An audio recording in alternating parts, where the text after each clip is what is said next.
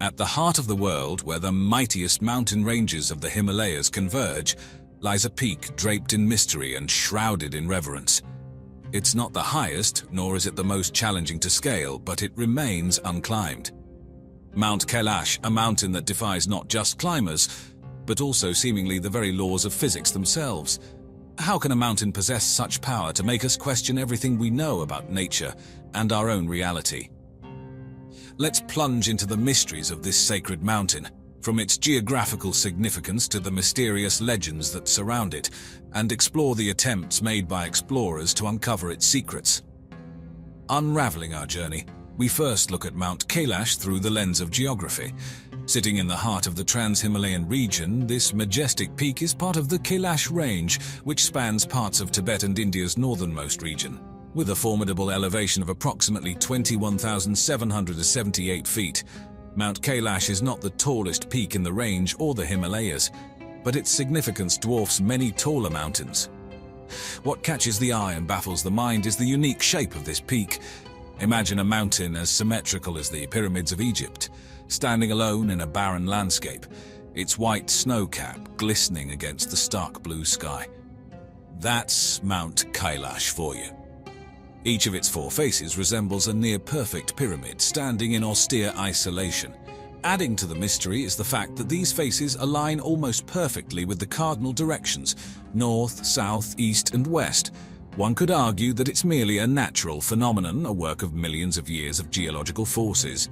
But how did these forces conspire to create such a precise structure, untouched by significant erosion or tectonic disruptions common in this seismic region? It's a question that science is still trying to answer. Adding another layer to this is the geological composition of the mountain. Primarily made of black and white granite and extremely hard rock, the mountain has managed to resist the forces of nature, standing tall and unyielding. This gives it a distinct black and white appearance, adding to its visual appeal and its mystical allure. Lastly, the region around Mount Kailash is almost as intriguing as the mountain itself. It's home to two of the highest freshwater bodies in the world, Lake Mansarovar and Rakshastal. Legend has it that these lakes are linked to the divine, Mansarovar with the mind of Brahma, the creator god in Hinduism, and Rakshastal with the demon king Ravana. Today these lakes, with their stark contrast, Mansarovar's round, calm and bright blue waters versus Rakshastal's crescent-shaped, saline and darker waters, serve as the perfect prologue and epilogue to the journey towards Mount Kailash. Mount Kailash doesn't just bask in its sacred aura, it also swims in a sea of mysteries, legends and myths that further enhance its allure. Some of these stories have deep religious roots, while others sound like they've been taken straight out of a science fiction novel. One of the most pervasive legends revolves around the mountain's age. Many followers of the ancient Bon religion believe that Kailash is the physical embodiment of a mythical Mount Meru, a divine mountain considered the center of all the physical, metaphysical and spiritual universes in Hindu, Jain and Buddhist cosmologies. The age of Mount Meru? It's believed to be cosmically ancient, far older than the formation of the Himalayas, which, from a geological perspective, is an eye-popping anomaly. The second mystery concerns the mountain's perfect pyramidal shape, with four sheer faces aligning almost perfectly with the cardinal directions. Even more striking, each face is a different color, corresponding with different cardinal points, a geological occurrence that's hard to chalk up to mere coincidence. This perfection has led some to propose that Kailash isn't a mountain at all, but a massive, ancient, man-made pyramid, possibly the world's largest. The hypothesis is bolstered by claims of unusually rapid aging among those who live near the mountain, a claim that straddles the fine line between fact and folklore. Another enduring mystery is the rapid weather changes around the mountain. Clear weather can turn into a snowstorm in a matter of minutes, a phenomenon some attribute to divine intervention or extraterrestrial activity. Speaking of extraterrestrials, there are theories proposing that Mount Kailash could be a base for aliens due to its remote, inhospitable location and religious restrictions that prevent any extensive exploration. There's also the mystery of the two lakes, Mansarovar and Rakshastal, located at the foot of Mount Kailash. Legend has it that they represent light and darkness, good and evil. Mansarovar, the sun-shaped lake, is believed to be filled with pure blessed waters, while Rakshas Tal, the moon-shaped one, contains poisonous waters. Interestingly, the two lakes are linked by a natural channel, suggesting a balance between good and evil. Perhaps one of the most intriguing aspects of Mount Kailash is that, to date, it remains an unclimbed peak. In an age where mountaineers have triumphed over the world's highest and most dangerous summits, it's mind-boggling to think that a peak like Kailash, standing at almost half the height of Everest, remains untouched. There's no shortage of intrepid adventurers in the world, so why has no one managed to reach the top of this sacred mountain? It's a question that often lingers in the minds of mountaineers and enthusiasts. Interestingly, the answer lies not in the physical barriers, but in the spiritual realm. Mount Kailash is considered the spiritual axis of the universe by no less than 4 faiths: Hinduism, Buddhism, Jainism, and Bon. For these religions, the mountain is deemed so holy that to set foot on its slopes is a sin, let alone to strive for its summit. Scaling it is believed to be a profanity, an act of direct disrespect towards the divine. There have been attempts, though, but each one more mysterious than the last. In 1926, British mountaineer Hugh Rutledge studied the mountain from the north and concluded that it was impossible to climb. In 1985, an audacious Reinhold Messner, one of the world's greatest mountaineers who had climbed the 14 8,000ers of the world, was given permission by the Chinese government to climb the mountain. However, he rejected the opportunity out of respect for the mountain's traditional significance. More recently, a controversial Russian team claimed to have climbed it in 2006, but their claims were met with disbelief and refuted by locals and the mountaineering community alike, stating lack of evidence. In this manner, Mount Kailash, the sacred abode of gods and a cosmic pillar, has managed to resist human intrusions, keeping its mystic aura intact. It stands there unscalable not because of its physicality, but its spirituality, a sublime testament to its divine status. The fact that Kailash remains an unclimbed peak only deepens the mystery. Does the mountain hold any divine secrets, or perhaps a curse for those who dare to desecrate its sacredness? The conjecture only fuels the intrigue around the unscaled peak of Mount Kailash, a tantalizing challenge and a divine barrier all at once. Mount Kailash may be forbidden for climbers, but the irresistible allure of its mysteries has sparked numerous attempts to understand it better. Let's delve into some expeditions that tried to explore this mountain. The first documented attempt to explore Mount Kailash dates back to the late 19th century. In 1874, an English explorer, Captain Henry Havisham Godwin Austen, ventured to survey the region, but he respected local sentiments and refrained from climbing the sacred mountain. A century later, in 1985, renowned mountaineer Reinhold Messner was reportedly given permission by the Chinese government to climb Kailash. But Messner, respectful of the mountain's religious significance, declined the offer. In an interview, he stated, "If we conquer this mountain, then we conquer something in people's souls." He understood that scaling Mount Kailash would disrupt its spiritual symbolism. Then, in 2001, a Spanish team led by Jesus Martinez Novas sparked controversy when they announced plans to climb Mount Kailash, purportedly to prove whether it was man-made or natural. The plan triggered worldwide outrage with petitions and protests from global communities. Faced with such fierce resistance, the Chinese government swiftly withdrew its permission, and the team never made the ascent. While Mount Kailash has not been summited, its surrounding areas have been subjected to rigorous scientific study. In 2002, Russian scientists led an expedition concluding that Mount Kailash could be a massive man-made pyramid, the center of an entire complex of smaller pyramids, 100 in total. However, this theory, known as the Kailash pyramid theory, is not widely accepted in the scientific community and remains a point of debate. Isn't it fascinating, the Kailash paradox? On one hand, the mountain stands as a beacon of spiritual enlightenment, drawing millions of pilgrims to undertake arduous journeys just to walk around its base. On the other hand, the peak remains unsummited, its secrets held close, far from the reach of human understanding. Why is the peak off limits? It's an intriguing blend of spiritual reverence, cultural tradition, and governmental regulation. While mountaineers across the globe dream of scaling the Himalayan peaks, Kailash stands as a forbidden summit. In many religions, including Hinduism, Buddhism, Jainism, and Bon, the mountain is deemed too sacred to be climbed. It is believed that to step foot on its slopes would be a sacrilege, an affront to the gods.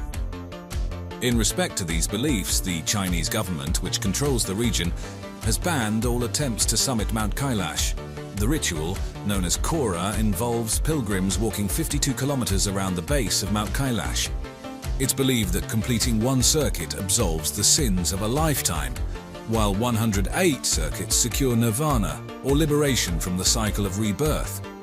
Despite the rigorous altitude and harsh climate, many embark on this sacred journey each year, further deepening the reverence for Kailash without ever setting foot on its peak. The paradox extends to the mountain's contrasting depictions. Mount Kailash is often described as both a divine realm, home to gods, and a gateway to hell or the underworld, with some legends telling of hidden caves leading to secret underground worlds. This dichotomy of representing both heavenly and hellish elements is perhaps symbolic of the human journey between salvation and damnation. History is filled with unexplained mysteries, and while we've made great strides in understanding our ancient past, there are still many questions that boggle the mind. Let's dive into some ancient mysteries you probably didn't know. Death Valley, located in eastern California, holds the title as the hottest place on Earth, with temperatures soaring up to 134 degrees Fahrenheit. Amid this sweltering desert, a peculiar phenomenon has baffled observers for decades. Rocks, some weighing as much as 700 pounds, move across the flat valley floor, leaving snaking trails behind them. These are no ordinary trails, they can stretch for hundreds of meters. At first, many theories were postulated to explain these mysterious movements. Some believed that strong winds, in combination with the valley's slick, muddy floor after a rain, could push these boulders across the ground. Others thought that maybe ice, forming around the stones during the cold nights and breaking during the warm days, might play a part in their inexplicable movement.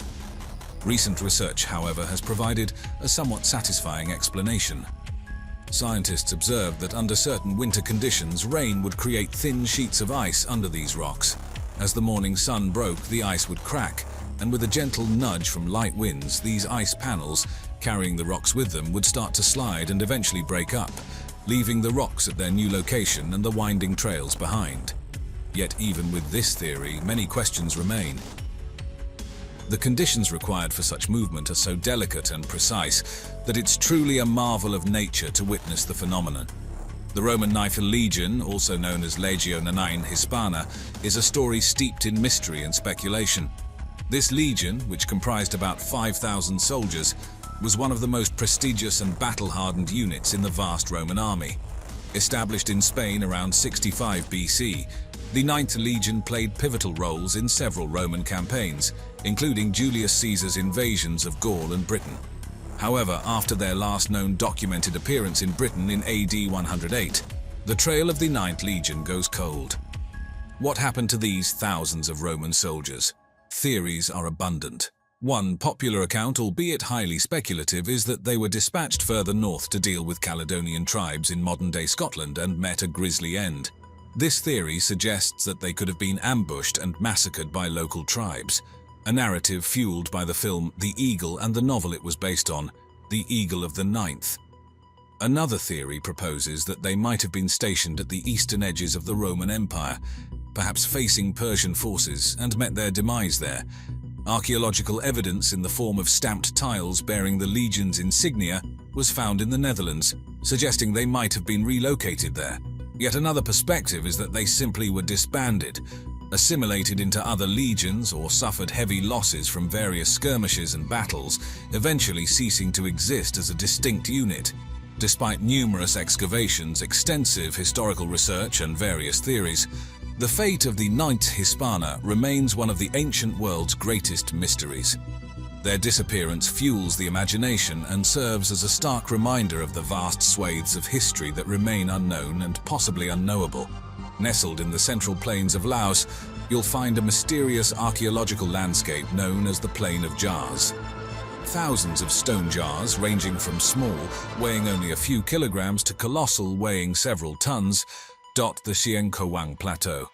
The largest jar measures up to 3 meters in height, These are not mere scattered pots. They form a peculiar, purposeful landscape. Dating these stone marvels has placed them as far back as the Iron Age, 500 BC to AD 500. But what purpose did these jars serve? The local legends and myths about the jars are as fascinating as the jars themselves. One local legend suggests that the jars were used to brew vast amounts of rice wine for giants who once inhabited the region. Another tells a tale of a great warrior named Kun Chung, who created the jars to store wine to celebrate his victories in battle. Archaeological research presents a different story.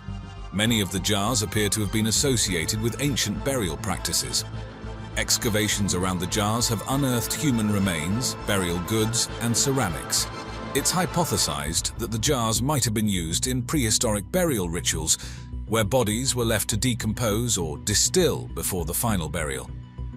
The exact specifics of these practices remain enigmatic, as does the civilization that created them. With the vast number of jars and their immense weight, one must wonder about the societal organization, belief systems, and technical know-how of the people who carved and transported these stone containers across the plateau. The mysterious sea peoples stand out as one of the most puzzling and intriguing elements of ancient Mediterranean history. We first learn of them through Egyptian sources, where Pharaoh Ramesses III, in the 12th century BC, boasts of his triumph over these enigmatic invaders in inscriptions at Medinet Habu. Who were the sea peoples? This question has stumped historians and archaeologists alike. The inscriptions depict them not merely as raiders, but as whole families, men, women, and children, moving by land and sea, indicating migrations and perhaps the search for new lands to settle. They appear to have been a confederation of various tribes and groups, with names like the Shurden, Luca, and Peliset, many of which cannot be definitively linked to known cultures or regions. Their sudden appearance and their role in the widespread upheavals and collapse of the late Bronze Age civilizations of the Eastern Mediterranean have been the subject of much speculation. Some theories suggest they originated from the Western Mediterranean or the Aegean Sea, driven to migrate due to factors like climate change, societal unrest, or economic pressures. Their impact was profound. Several well-established kingdoms and empires, like the Hittites and the Mycenaean Greeks, declined or fell around this period. While it's reductive to blame the sea peoples solely for these collapses, they certainly played a significant role in the disruptions. The sea peoples also left a lasting legacy. One group among them, the Peliset, is believed to have settled in the coastal regions of Canaan, and are often identified with the Philistines, the famed adversaries of the Israelites in biblical narratives. Despite the extensive records of battles against them and the attempts to depict them in art and inscriptions, the origins, motivations, and the very identity of the sea peoples remain shrouded in mystery, making them a captivating subject in the annals of ancient history. Deep within the Temple of the Inscriptions in Palenque, Mexico, lies the tomb of Kinich Janaab Pakal, or Pakal the Great, one of the most famous rulers of the Maya civilization.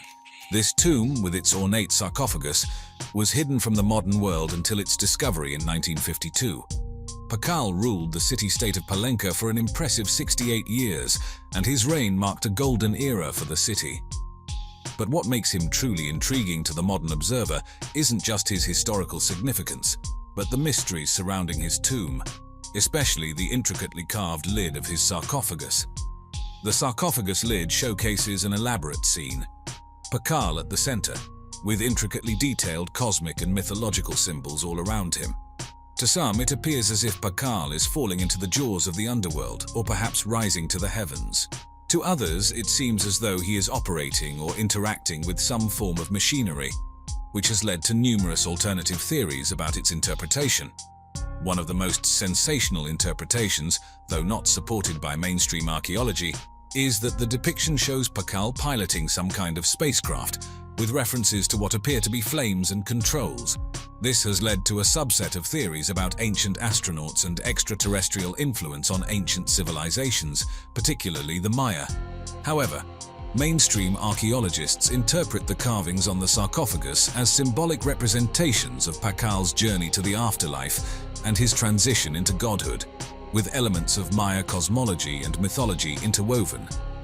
Regardless of one's interpretation, the intricate details and the unparalleled artistry make the sarcophagus of Pakal a testament to the sophistication and depth of Maya culture. The Longyou grottos, located in the Zhejiang province of China, stand as a testimony to ancient engineering brilliance and the mysteries that persist around ancient Chinese civilizations. Discovered in 1992 by local villagers in Longyou County, these man-made caves date back to at least 2,200 years ago during the Qin dynasty, though their origins could be even older. The grottos are not just simple caves. They represent an extensive excavation covering over 30,000 square meters. What's astonishing is the precision involved. Each cave reaches depths of up to 30 meters and features uniformly chiseled walls and ceilings with intricate markings and patterns reminiscent of decorative bamboo matting. The caves also have rooms, bridges, pools and gutters, with pillars carved out of the rock to support the ceilings. The questions that have puzzled researchers are many. What tools were used to create such precise and massive structures, especially given the absence of any tool marks? For what purpose were these grottos made? Some theories suggest they were used as tombs, while others believe they might have served as astronomical observatories or even places for social gatherings. Another perplexing fact is the absence of historical records or mentions of the Longyou grottos in any known texts, given their grand scale and the effort that must have been involved in their construction. This is especially curious when considering the meticulous nature of Chinese historical documentation. Furthermore, the sheer volume of rock that would have been removed during the excavation is estimated to be 1 million cubic meters. Yet, where this massive quantity of material ended up remains a mystery. No debris piles or traces of the removed rock have been found nearby. The Longyou grottos, with their precision engineering and lack of historical records, continue to mystify archaeologists and visitors alike, serving as a silent testament to the capabilities and enigmas of ancient civilizations. And as always, I hope you enjoyed our video today. Thanks for watching.